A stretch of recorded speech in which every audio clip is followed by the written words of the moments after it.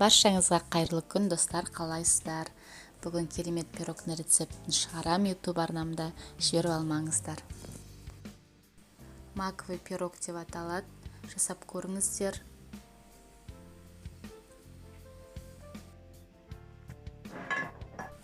Достар, бұл маковый пирогтың құрамына қажет заттардың барлығын описаниеда жазып кетем. Ал енді ең бірінші біздер песочный тесто дайындаймыз. Менің песочный дайындайтын тестома қарағанда, мына қазір жасайын деп тұрған маковый пирогтың тестісі өзгешелеу, яғни шашылмалы сыпучий масса болады біздерде тестомыз. Ол үшін біздер ұнымызды, қантымызды, майымызды үшеуін жақсылап тұрып, осылай қолымызбен араластырып аламыз. Жақсылап қантымызды ертіп, майымызды ертіп, бір келкі масса болғанша видеода қараңыздар.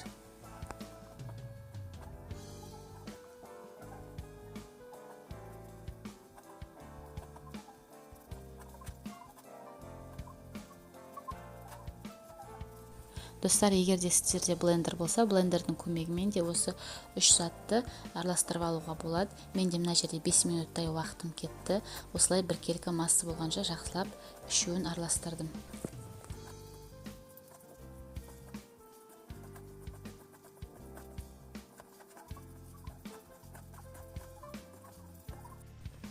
Достар, видеода көріп тұрғаныңыздай, менде осындай шашылмалы сыпучий, яғни масса пайда болды. Енді осы массамызды алып қоя тұрамыз. Енді ортасындағы начинкасын жасаймыз.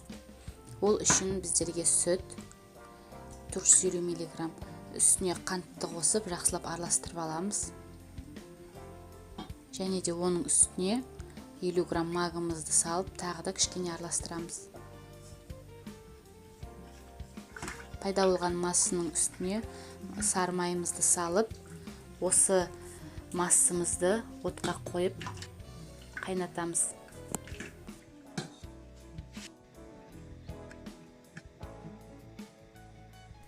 Достар, осы массамызды қайнатып алғаннан кейін үстіне жайлап себу арқылы манкі салып, осындай начинка дайындаймыз.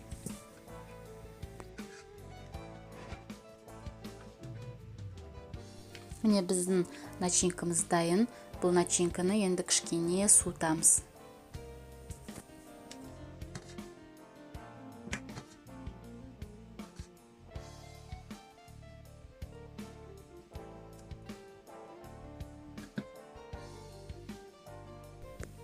Достар, енді начинкамыз суығанша біздер творогымызға жұмыртқаны салып, бір жұмыртқаны екеуін жақсылап араластырып аламыз.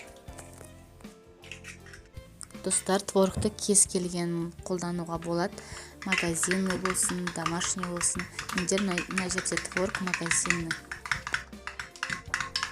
Ал енді мына маковый начинкамызбен творогымызды жақсылап екеуін бір келкі масса болғанша араластырып аламыз.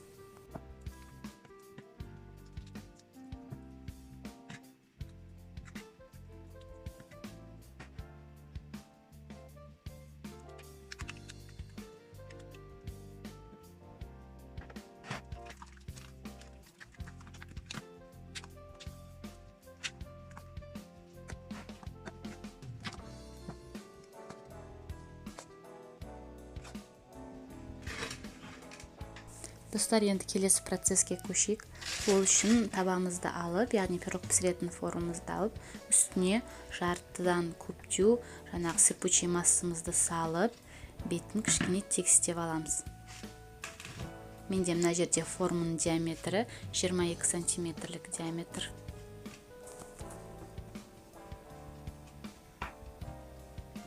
Осылай міне жақсылап бетін тегістейміз. Қолымызбен басып.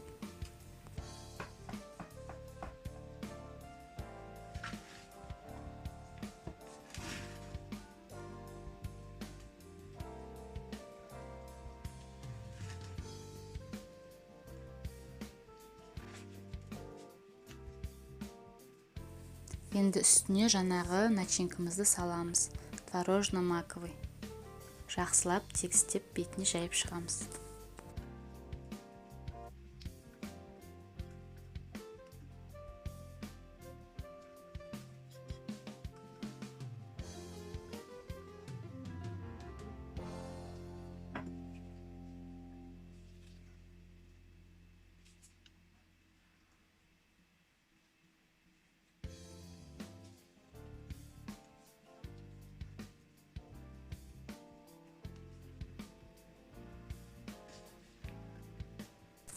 келесі кезекте қалған сыпучий массамызды салып, үстіне тағы да бір тегістеп шығамыз да 180 градус қызып тұрған пеште 25-30 минут пісіріп аламыз.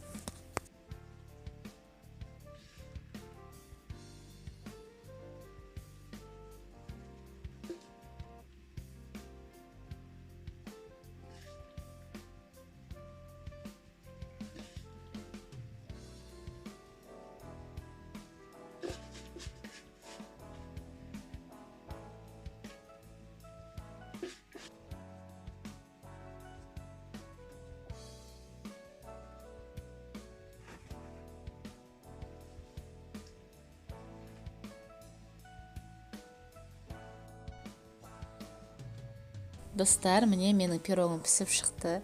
Беті қызарғанша, яғни румяный цвет пайда болғанша пісірем. Менде 20-25 минуттай уақыт кетті осының пісуіне. Сіздер пешіңіздің өзінің ориентировкасына қарап пісіріп аласыздар. Енді в разрезе көрсетейін қалай болатын.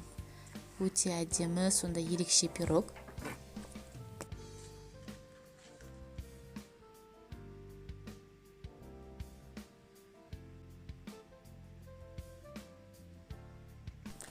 Достар, пирог для любителя дейді ғой. Макты сүйетін, маковый начинкасы бар тамақтар жақсы көретін адамдарға арналған. Менімен болғандарыңызға көп рахмет. Сау болыңыздар.